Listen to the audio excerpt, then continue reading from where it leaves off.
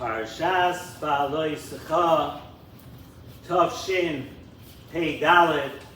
As we move through now the Parshios of the summer, so much to learn, so many limudim to have in these Parshios. So really, we got to look through each Parsha and try to pick out something we didn't speak about so much over the past couple of years. And at the end of our Parsha, we have the episode of Aaron and Miriam speaking about Moshe Rabbeinu. Now, many people are familiar with this because we know that so many of the ways that we learn out the Inyan of Lashon Hara and how not to speak and when not to speak and why we shouldn't speak and all of that is learned out of this episode of what happened to Miriam at the end of our Parsha, where Miriam got saras from speaking about Moshe Rabbeinu, and the entire Klal Yisrael waited up for Miriam, and that's a whole separate story in itself, why Miriam was zeicha that they should wait, and how they waited. But the main point here is that we learn a lot out of this small episode, a few psukim, at the end of the Parsha. And while speaking about this union of tzaras for Miriam and speaking about what happened with Lashon Hara and everything, the Torah adds something very, very interesting, a very interesting fact about Moshe Rabbeinu, right there, middle of the Parsha. And the Torah tells us, V'ho'ish Moshe anov me'oi, Moshe was exceedingly humble, Mikol Adam Asher Al Pnei Adama. Moshe Rabbeinu was the biggest anav in the world. And right here, right, why are we discussing this right now? Why are we talking about this right now? It's stuck in right in the middle there to give us this fact about Moshe Rabbeinu, that he was the biggest anav in the world. And Chazal tell us, the Gemara, Seftet Ksubas, Daf Ayin Zayin, Amud Beis, Chazal tell us that it wasn't just the fact that Moshe Rabbeinu was humble. It wasn't just that Moshe Rabbeinu was an anav in the way that we could picture it. The Gemara says that, you know, Chazal tell us, and we learn that there are 24 levels, 24 types of a mukha shchin, different types of shchin that a person could get, and each level is a level below the one before that. And the Gemara tells us that Moshe Rabbeinu, you know what he felt about himself? Moshe Rabbeinu felt himself lower than all 24 levels of being a mukha shchin.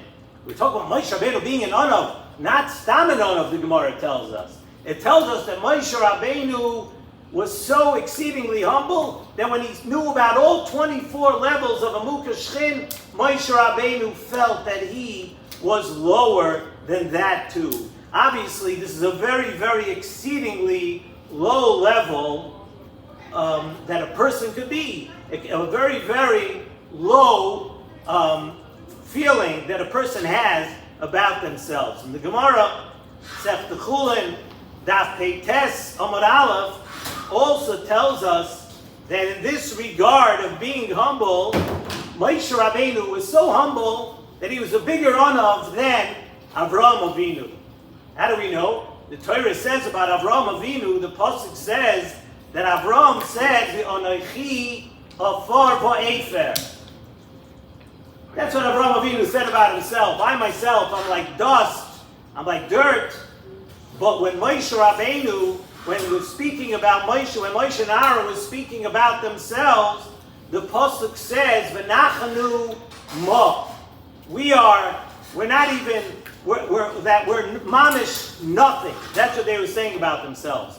Not even, so Avraham Avinu said, "V'anochi afa v'efer," but we understand that afa v'efer, although it's very low, it's still something. Moshe Rabbeinu felt v'nachanu ma, that we're not even that, we're not even there, we're not even on that, so to speak, low level that Avraham Avinu thought he was on. So Nesivos Shalom tells us that we need to understand something very, very important here. Let us just think for a second. Moshe Rabbeinu was the biggest person to ever live on this planet, right? So Nesivos Shalom tells us that Moshe Rabbeinu, of course, he definitely knew who he was, and Moshe Rabbeinu also knew that he was on a very high madrega, right? That doesn't get by Moshe Rabbeinu. Moshe Rabbeinu knew who he was, and he knew he was the leader of Klal Yisrael, and he also knew his very, very high madrega.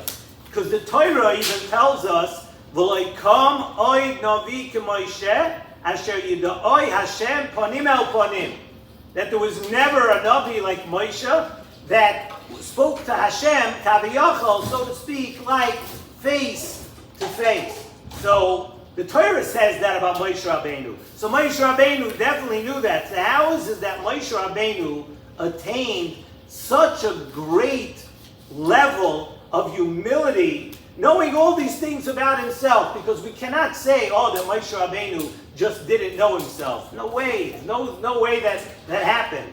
Moshe Rabbeinu knew exactly who he was. So how did Moshe Rabbeinu attain this great level of Anivos? And then Nesivos Shalom explains, a beautiful explanation. He says like this: imagine for a moment that you have a barrel that's filled with water. You have a big barrel, and the entire barrel is filled with water.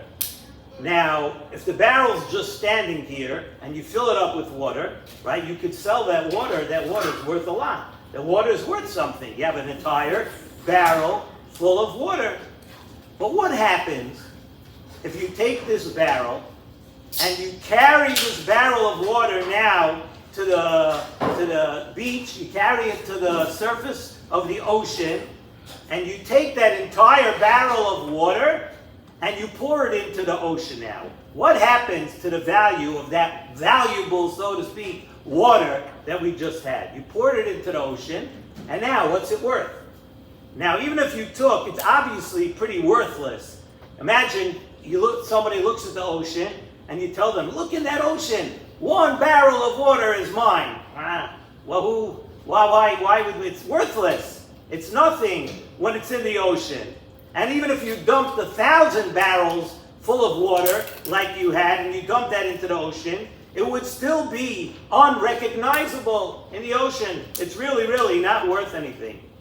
So when a barrel of water stands by itself, it's worth whatever a barrel of water is worth. It has its own mitzias, its own substance, its own worth, and it's worth something. But when it's connected to the great waters of the world, when it's connected to the ocean, and it's just one small drop of the vast waters of the world, it becomes very insignificant.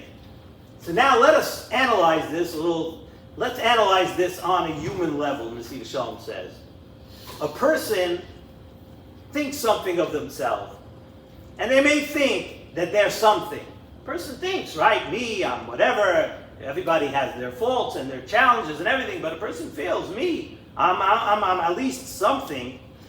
But when that person connects to Hashem, and next to Hashem, you realize the awesomeness of what Hashem does in the world, what Hashem does for everything, and every day, and every creature, and every being, and what Hashem does, all of a sudden, the person who thought he was worth something realizes now that he's in the ocean, that he's very, very insignificant.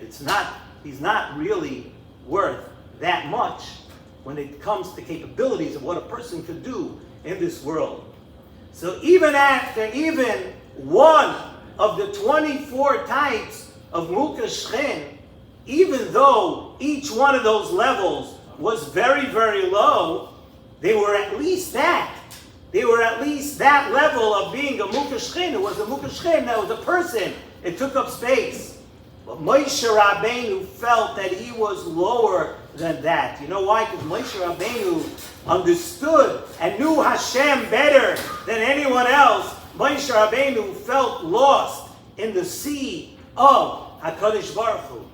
Moshe Rabbeinu was totally batal. So therefore, Moshe Rabbeinu, who knew Hashem and dealt with Hashem Kaviyachol more and better than anyone else in the world, Moshe Rabbeinu was able to say, Moshe Rabbeinu was able to be the greatest anav because he knew his insignificance better than any other person knows, because most people do not know Hashem that well. They don't deal with Hashem on such a level.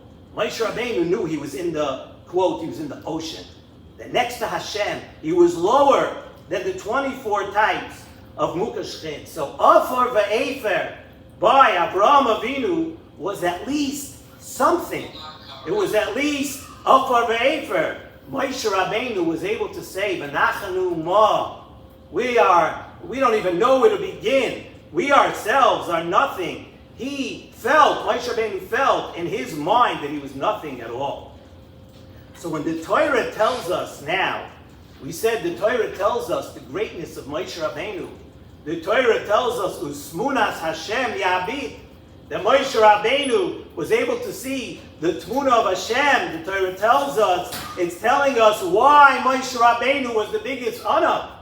We said, how could Moshe Rabbeinu be an Anav? The Torah itself says that Moshe Rabbeinu was able to see more of HaKadosh Baruch Hu than any other ever human being ever on the face of this earth. That Moshe Rabbeinu Kaviyachol was able to speak with HaKadosh Baruch Hu, Panim el Panim. You know why the Torah is telling us that? It's not telling us that Moshe Rabbeinu should know how great he is.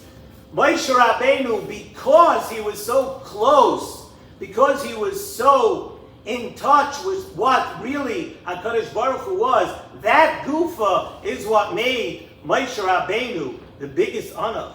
Moshe Rabbeinu saw the greatness of Hashem, and therefore he saw how really insignificant anything else is in the eyes of Hashem, or in contrast and compared to HaKadosh Baruch Hu. And that sometimes, when we speak about Anivas, the Torah is teaching us lessons here about Anivas. When we go through the Parsha of Miriam and Aaron here, at the end, the Torah is telling us that every time the Torah tells us how humble and how close Moshe Rabbeinu was, that HaKadosh Baruch Hu is teaching us that lesson, that a person understands when a person thinks that they may be on a high level, that they may be something, they may be extremely important, more important than other people, more important than everything else. A person is supposed to know that the barometer, the gauge, is not to gauge yourself next to other people.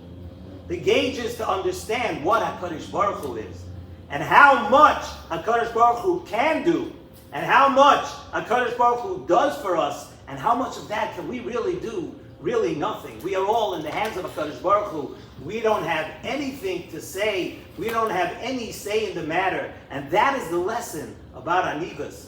That teaches us how to look at yourself, how to become an Anav. The Torah likes people who are humble.